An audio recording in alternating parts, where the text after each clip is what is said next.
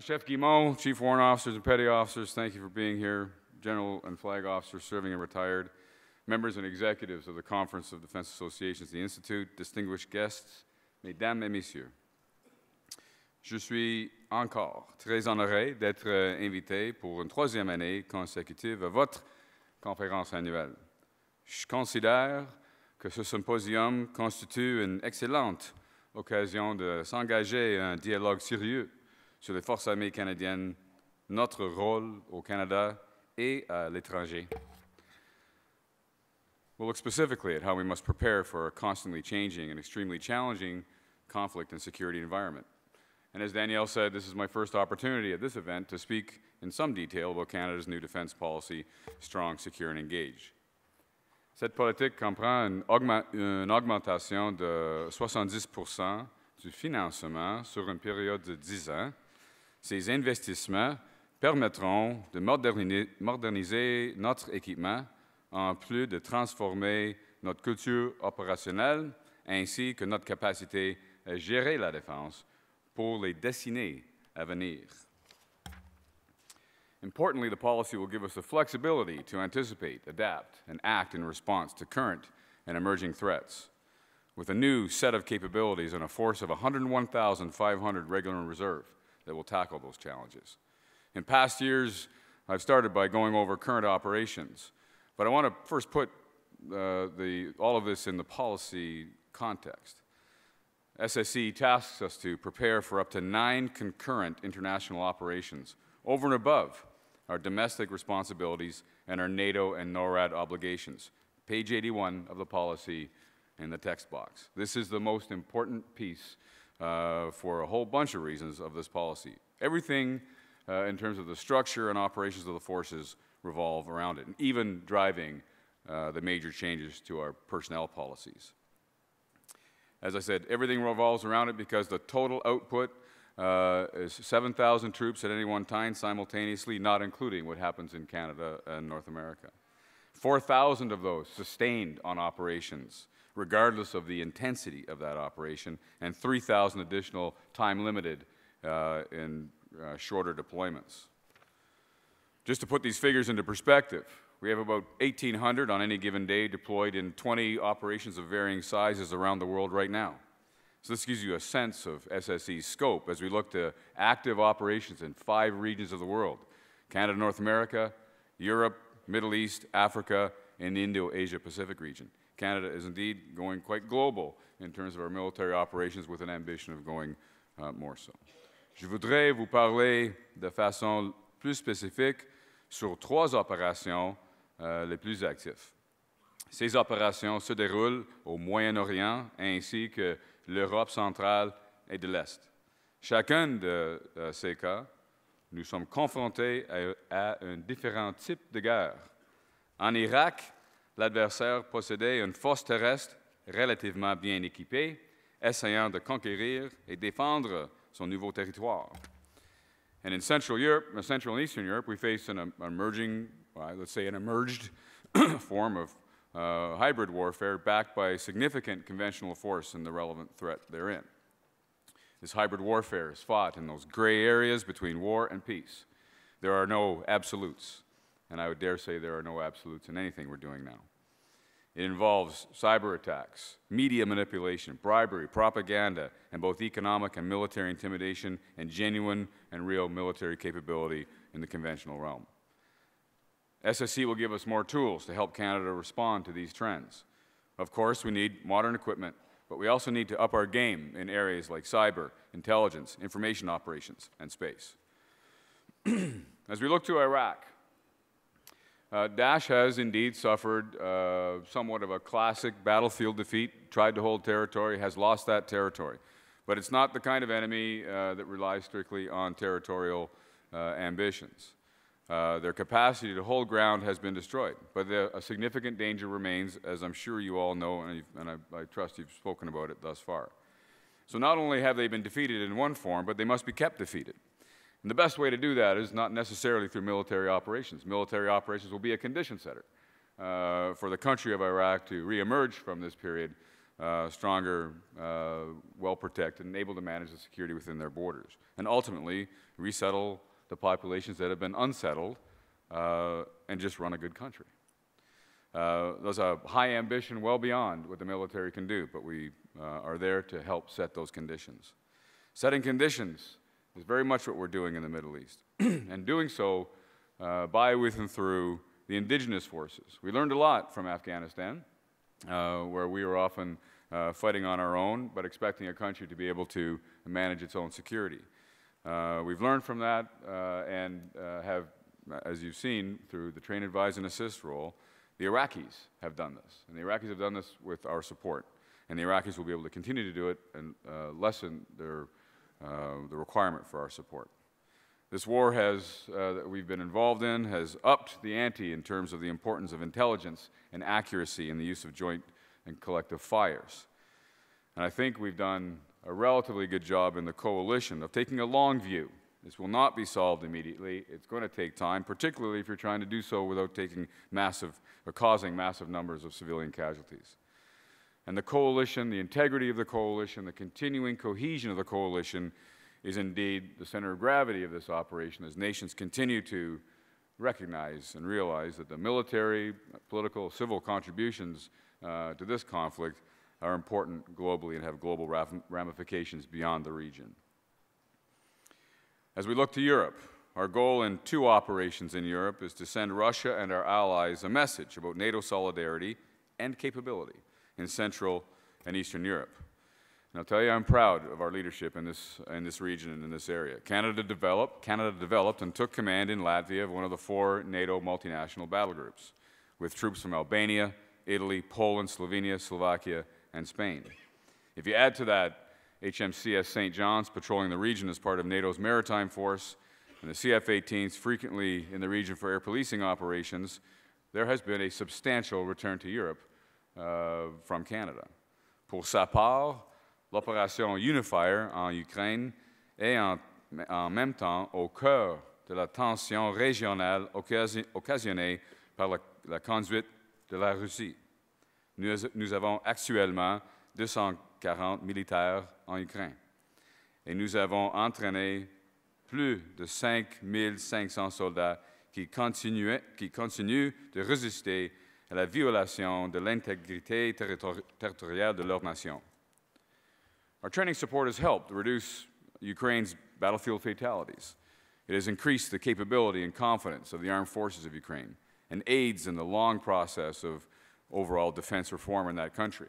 I know she's not here today, but we've got Jill Sinclair and soon to join her Brigadier General Craig King assisting a very valuable function at the very top end of their government and their ministries to help with defense reform. Nous obtenons en retour d'importants témoignages des troupes ukrainiennes qui reviennent des zones de conflit. Les soldats ukrainiens sont confrontés aux dernières technologies et aux tactiques russes les plus avancées. Leurs téléphones sont ciblés dans le cadre de la campagne de guerre cybernétique de la Russie. Et les véhicules téléguidés de l'Ukraine sont brouillés par les séparatistes immédiatement après leur lancement. Warfare is changing, and we're learning about it through our allies and friends. Closer to home, we're taking on transnational crime in partnership with the U.S. Coast Guard and other nations in the Caribbean Basin and Eastern Pacific. These operations are important. They advance the cause of regional cooperation and security in Canada-U.S. naval interoperability. Operation Carib is also a hedge to ensure organized crime networks aren't available to terrorist organizations as they look at this target of North America. The first S in the new defense policy stands for strong in Canada. And I, like you, know that the first priority is here at home, protecting and supporting Canadians. Within our own borders, domestic operations protect Canadians facing fires, floods, and other disasters, along with more classic military and security threats. 2017 a été l'année la plus active pour nous depuis 10 ans, over 10 years. Un exemple a été notre réaction aux inondations au Québec. nous avons déployé 2600 militaires, 400 véhicules, 7 hélicoptères et 15 petites embarcations et une frégate. J'étais particulièrement fier que les réservistes aient joué un grand rôle auprès des populations touchées. Les réservistes sont bien implantés dans leur communauté et, lors de catastrophes naturelles, ils sont les voisins en uniforme qu'on espère devoir arriver. 2017 saw over 5,000 regular and reserve forces deployed and sustained operations supporting Canadians fighting natural disasters. And further south, in the Caribbean basin, our aircraft and ships distributed water and cargo to victims of the devastating hurricanes in the Caribbean last September. And of course, I'll always point out our amazing search and rescue teams. They responded to just under 1,000 incidents in Canada in 2017. We have a big role here as we need to continue to protect people over 18 million square kilometers of land and sea. Our SAR capability will expand with the upcoming delivery of the first of the 16 new fixed-wing aircraft to be based in Comox, Winnipeg, Trenton, and Greenwood. The aircraft's integrated sensors will allow the crews to locate people or objects, like downed aircraft or those who are lost, from more than 40 kilometers away in low-light situations. This will sharply reduce search times, boost efficiency, and save more lives. We assert our sovereignty in the Arctic in, as you know, so many ways. I won't enumerate them here, but in fact today, an annual exercise, Nunavut, starts in Nunavut involving 350 people deploying right now in 2 locations. The Arctic is an important consideration as well as we look to talks with the U.S. about modernizing NORAD, which reaches its 60th anniversary in May. We can't do what we do without equipment. The new defense policy includes a significant investment in equipment and infrastructure to the tune of, I think it's about $108 billion over 20 years. And while ships and fighters get most of the attention, there are hundreds of other projects that will make an incredible difference for our people.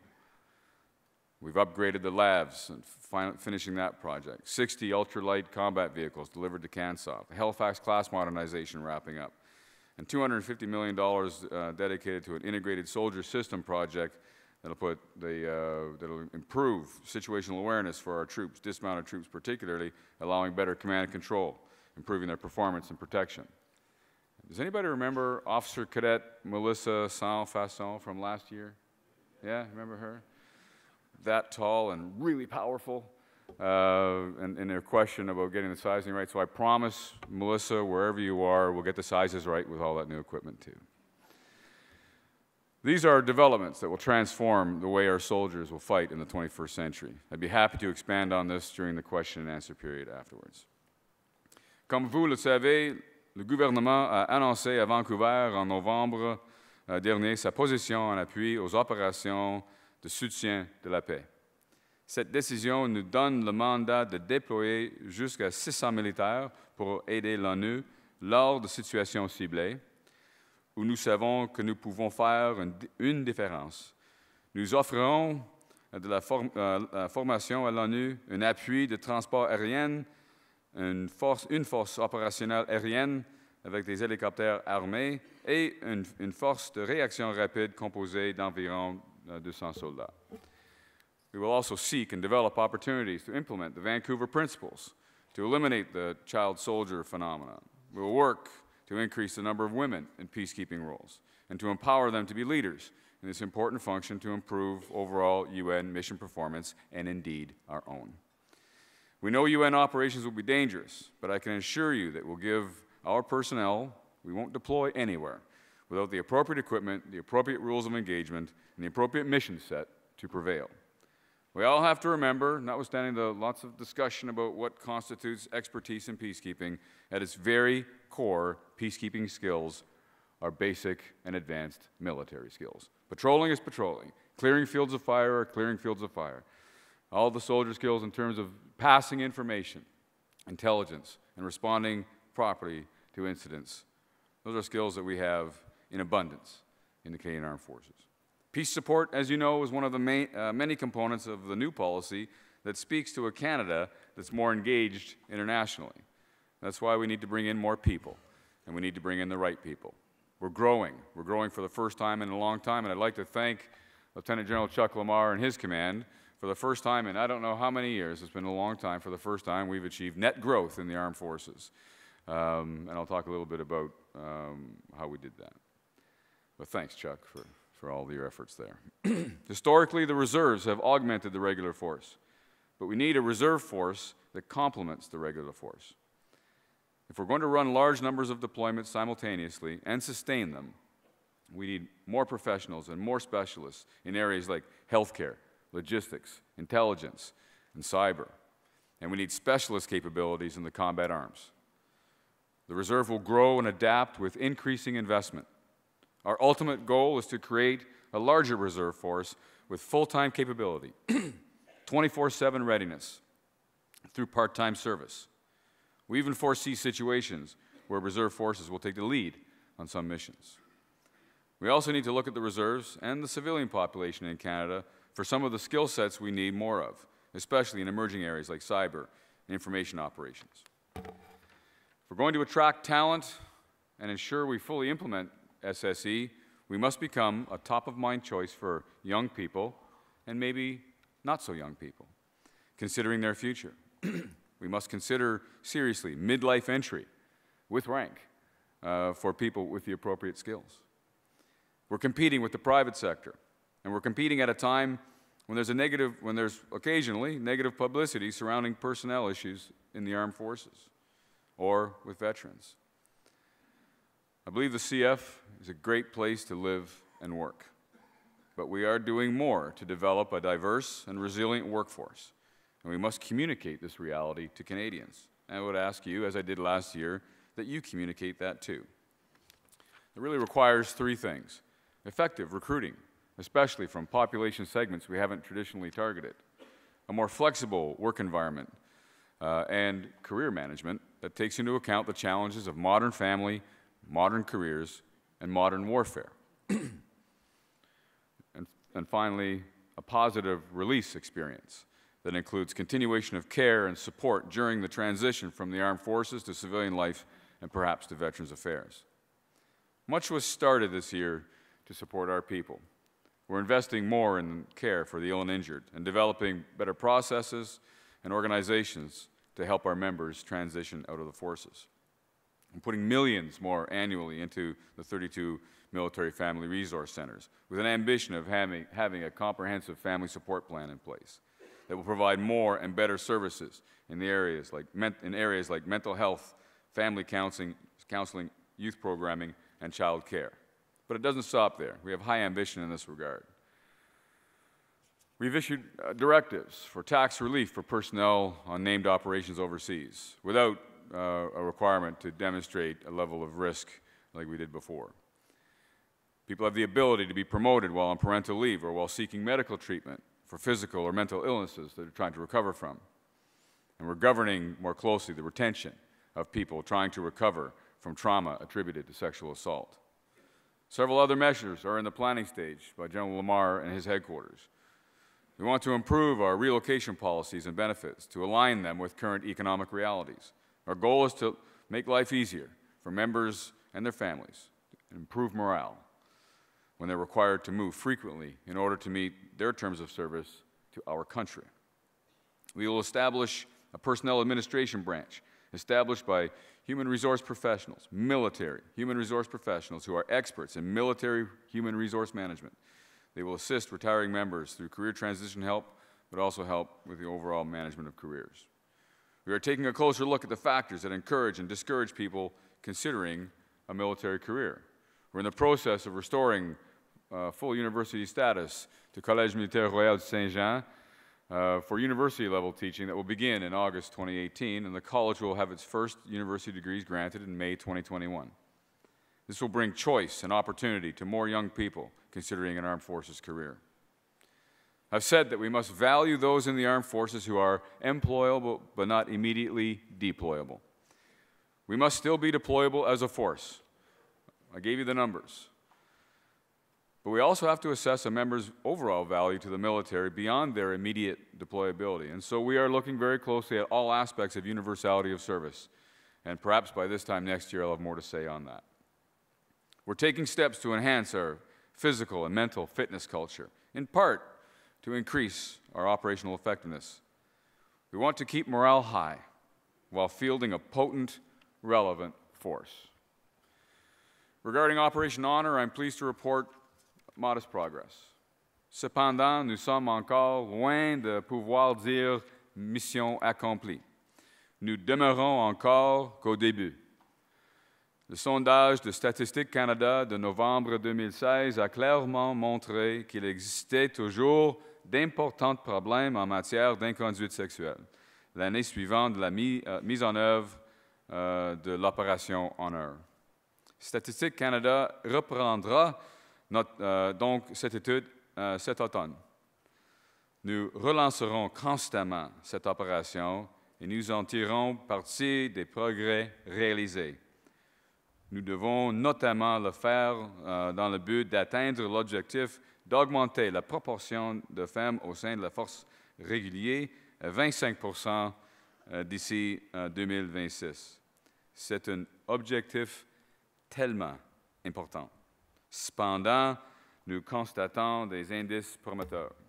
An aggressive recruiting drive by chief military personnel saw the female percentage of enrollments in the regular force jump from 13.2% in 15-16 to 17.6% in the last fiscal year. That's the highest we've ever recorded. And the numbers are even more promising at the Royal Military College. The percentage of women enrolled there in officer training has averaged 18% in recent years, but in 17-18 we hit an all-time high of 25%. We will continue our successful recruitment strategy and build on this success in the future. As I wrap up, I acknowledge that it won't be easy at all to implement the new policy. It's a sweeping, huge policy, but we are seized with it. We are blessed with the leadership of our deputy ministers led by Jody Thomas, their acting vice, our service chiefs, chief military personnel, our senior leaders, and all the people sitting here in the front. I'm grateful for their dedication and endurance as we work through all of the challenges of running the armed forces and changing it for the better, for the future. I'm encouraged by and appreciative of the support we get from Canadians. We know there is an emotional connection with the armed forces. But it's more than that. I believe Canadians increasingly recognize that a strong military helps keep them safe at home and around the world. Pendant la guerre froide, la menace était réelle, mais elle semblait distante pour bon nombre de Canadiens, grâce à notre géographie favorable.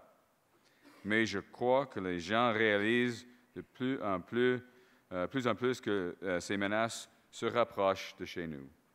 On nous rappelle régulièrement que des puissances étrangères et autres adversaires utilisent la cyberguerre et des campagnes de désinformation. We see countries like Russia, North Korea, China, and Iran seeking greater military power and expanded influence that they use to thwart international norms and the practices governed by the rule of law. We see climate change's impact, violent floods and raging wildfires, an Arctic region that's increasingly accessible and therefore vulnerable. And there's conflict, extremism, and mass migrations in regions hardest hit by climate change, like North Africa and the Middle East. The new defense policy recognizes the need for us to engage globally, but to do so intelligently. It's sometimes necessary to deter aggression, and sometimes necessary to fight it when it can't be deterred, to help prevent vulnerable and failing states from ultimately becoming destabilizing and failing, causing both humanitarian catastrophes and far-reaching security concerns.